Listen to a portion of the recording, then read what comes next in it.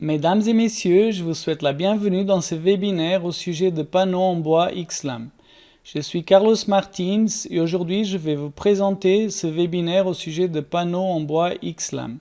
Si vous avez des questions, vous pouvez le faire à travers la fenêtre chat ou alors préférentiellement par email et je pourrai vous répondre dès que possible. Tout d'abord, nous allons démarrer par un modèle que j'ai fait au préalable, voilà. Mais avant d'analyser plus en détail ce modèle, je vais vous montrer comment on peut faire donc des éléments XLAM. D'abord, pour ceux qui ont l'habitude, donc vous pouvez créer une ligne de construction ou alors ici à travers le générateur d'éléments, d'objets. Vous pouvez ici choisir directement une dalle avec le matériau, l'épaisseur, etc. Et ici, dessiner une dalle, par exemple. Problème, si vous faites cela, c'est qu'il ne vous crée pas directement donc une dalle XLAM. Pour cela, là je vais juste mettre ainsi. Pour cela, vous devez après de nouveau cliquer dessus. Là, il y a la fenêtre qui s'ouvre. Et ici, au lieu de type normal, vous devez sélectionner XLAM. Dans XLAM, là, vous avez l'épaisseur, etc. Ici, vous pouvez déjà avoir un type qui est défini. Pour ma part, j'ai déjà un type qui est défini, par exemple avec 3 cm de haut. Mais ici, vous pouvez changer les hauteurs. Par exemple, là, je vais juste changer pour vous montrer. Voilà. Ensuite, ici, vous devez définir dans quelle direction les fibres sont les fibres de la couche supérieure. Ici, le KDEF, qu'est-ce que c'est? C'est le facteur de déformation par fluage. Il va de 0,5 à 1. Pour cet exemple, on va dire qu'il est de 1. Ici, le K-système, c'est un facteur de résistance du système. Et le K fin, c'est un facteur de réduction de rigidité en flexion. Là, une fois qu'on a fait cela, on peut valider, par exemple, ici, comme vous pouvez voir, donc on a notre élément qui est calculé. Aussi, je voulais vous montrer, ça c'est aussi très important à savoir, par exemple, là si je clique dessus, de nouveau la fenêtre elle vient là, vous pouvez aussi faire une matrice de rigidité personnalisée. Là, je vais juste copier par rapport à ce que j'avais préconisé dans ma dalle XLAM, en bois XLAM. Et ici, si je clique en détail, vous voyez, j'ai ici en flexion un D11 de 1927 et un D12 de 20. Or, si je viens ici dans mon exemple, vous voyez, bon, ici j'ai le DF, déformation par fluage, le facteur qui va entre 0,5 et 1. Moi, j'ai considéré 1. Si vous considérez 1, vous voyez ici KDEF, donc 1 plus 1, ça fait 2. Vous divisez le module d'élasticité par 2. Ensuite, voilà, vous appliquez la formule ici, vous calculez votre EI, qui est 2903. Si je viens plus bas, donc vous voyez, 2903, c'est un calcul manuel. Dans Axis, on a grosso modo 2928, ce qui fait 1% de plus par rapport au calcul manuel. Et là, sur le D12, pardon, on a 20, c'est plus ou moins ce qu'on avait ici dans le modèle, comme vous pouvez voir. 20,0. Et là, par contre, on avait 1% de plus. Voilà. Ça, je voulais aussi vous montrer. Là, c'est bon. Ensuite, voilà. Si vous vouliez faire directement, vous auriez pu, par exemple, aussi à travers les lignes de construction, ensuite sur éléments. Pardon, ici, là, je vais mettre comme ça. Voilà. Et là, sur éléments, si vous partez d'une ligne de construction, vous pouvez directement définir XLAM. Ensuite, voilà, ici, définir le type que vous avez, etc., le facteur, et ainsi de suite. Voilà. Ensuite, très important, visuellement, vous pouvez aussi, vous voyez, définir donc ici, donc notre mur, c'est en Y, c'est comme ça. Définir dans quel sens sont les fibres visuellement dans la texture, pardon. Donc ici, vous voyez que la texture, elle va dans ce sens. Et là, tout ce qui est horizontal, par exemple, ici, j'ai mis la texture dans ce sens. Mais si j'affiche la dalle plus en détail, voilà. Là, pour le balcon, j'ai mis dans ce sens, mais pour la dalle, j'ai dans ce sens. Comme ça, visuellement, c'est toujours mieux pour vous de pouvoir contrôler, voilà, ce qui se passe exactement dans votre... comment vous avez défini votre système, voilà, visuellement. Voilà. Ensuite, qu'est-ce que je voulais encore vous montrer? Je reviens de nouveau à mon modèle. Ensuite, très important, surtout pour les éléments horizontaux. Donc, chaque élément X-Lam en bois, il est indépendant de l'autre. Donc, il faut mettre des rotules de bord. Des rotules de bord qui, normalement, n'ont pas de rigidité. Voilà, si je viens là, ici, j'ai mis une petite rigidité. Pourquoi? Parce que si vous définissez 0 partout, eh bien, vous n'arrivez pas à créer votre rotule de bord. Alors, j'ai mis en KY une petite rigidité qui ne va rien changer au résultat. Et puis, à ce moment-là, il n'y a pas de passage d'effort entre les différents éléments. Voilà. Ensuite, quand vous faites des rotules de bord, bien sûr, si vous avez mis la rotule de bord déjà de ce côté, il est inutile de mettre une rotule de bord de ce côté, parce que si vous le faites, vous allez créer une instabilité. Ensuite, pour les rotules verticales, là, comme vous pouvez voir, j'ai mis du standard, donc voilà. Ça, c'est pour les rotules. Ensuite, pour les charges, là, j'ai fait aussi du standard, donc des charges de poids propres. J'ai mis aussi des charges utiles, voilà, que j'ai définies ainsi. Et là, vous avez remarqué que j'ai plusieurs charges utiles. Juste ici, je vais juste vous montrer la dalle plus en détail. Voilà. Ça, je les ai répartis, soi-disant, à travers la commande. Vous voyez ici, répartir des charges dans des cas distincts par des charges ou alors par élément. Ça, si vous avez une charge surfacique sur tout l'élément, sur toute la dalle, pardon, ensuite vous pouvez la répartir un peu comme il vous plaira le mieux, pardon. Voilà, maintenant je vais enlever ici ça. Voilà, juste avant je vous ai parlé, mais je vous ai pas montré comment. Donc ici, j'affiche de nouveau. Donc pour la hachure, ici, vous pouvez aller dans cette partie. Et puis là, vous voyez, dans texture, vous pouvez créer une texture, voilà, qui va différente, qui va dans le sens transversal et dans le sens longitudinal. Voilà. Ainsi, vous avez deux types de textures pour savoir exactement quel est le sens des fibres visuellement.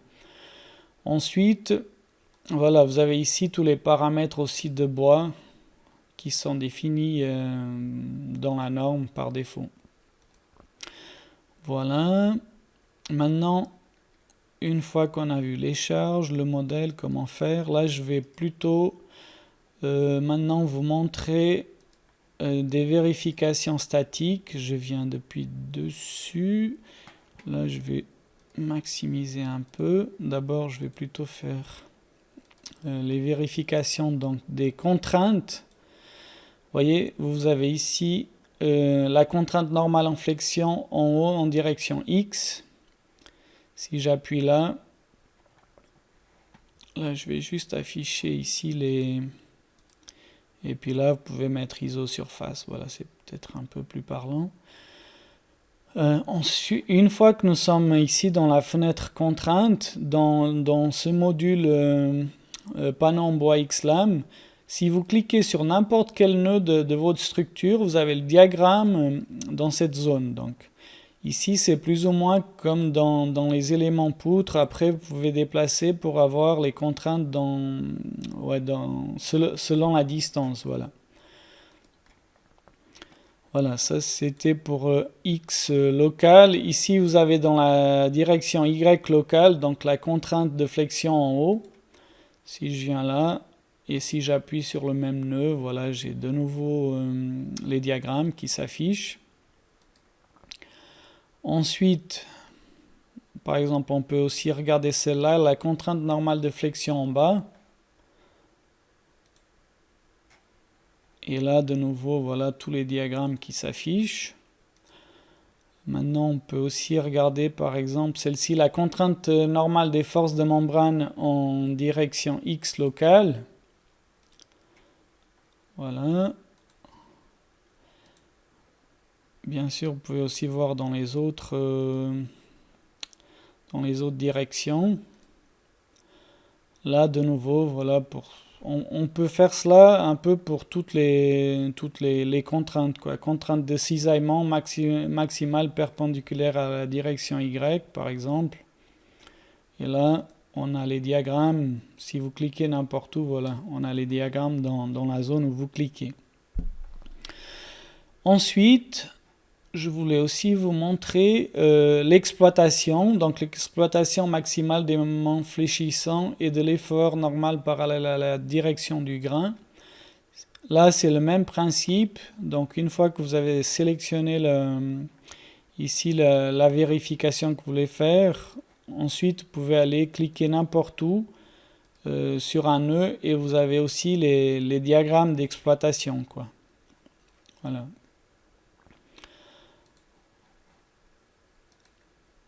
Là, c'est l'exploitation maximale des moments fléchissants de l'effort normal perpendiculaire à la direction du grain. Voilà. Ensuite, ici, vous avez l'exploitation maximale du cisaillement et de la torsion. Et si je viens là, vous avez l'exploitation maximale du cisaillement au roulage et à l'effort normal. Par exemple, de nouveau. Et là, j'ai l'exploitation maximale de notre plancher bois X lame. Ensuite, comme autre vérification que l'on peut contrôler, c'est bien évidemment les déformations. Pour les déformations, je vais mettre minimum. Ici, je vais mettre isosurface. Voilà. Là, je vais vous montrer, ici par exemple, on a une déformation de 5,26 en instantané, bien sûr. Là, je vais par contre diviser ça en deux parties. Maintenant, deux parties. Alors, c'est fenêtre, voilà. Je vais fractionner verticalement.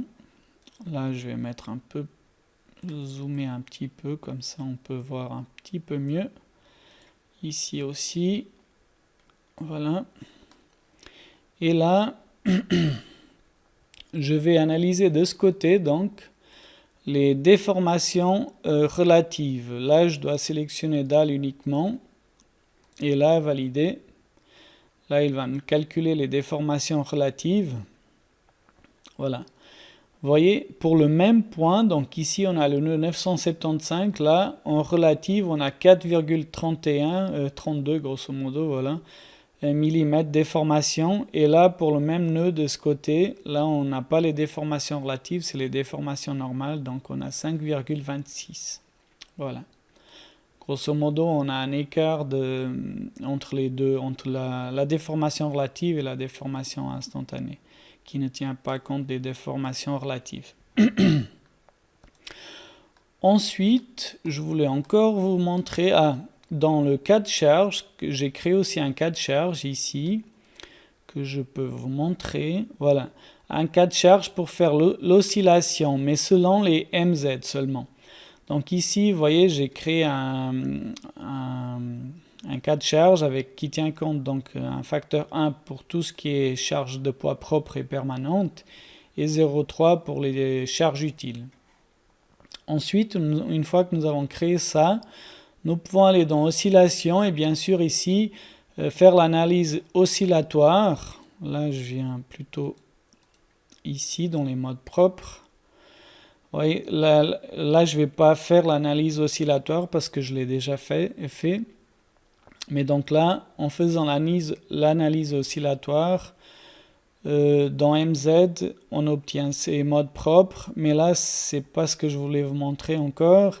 C'est qu'une fois que vous avez fait ça, vous pouvez ici cliquer sur le coefficient d'analyse oscillatoire. Bien sûr, ici, vous devez définir la charge que vous avez calculée.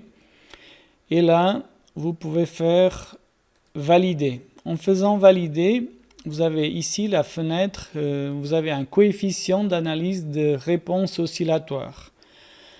Là, ici, j'ai déjà défini, vous voyez, 60 comme valeur minimale.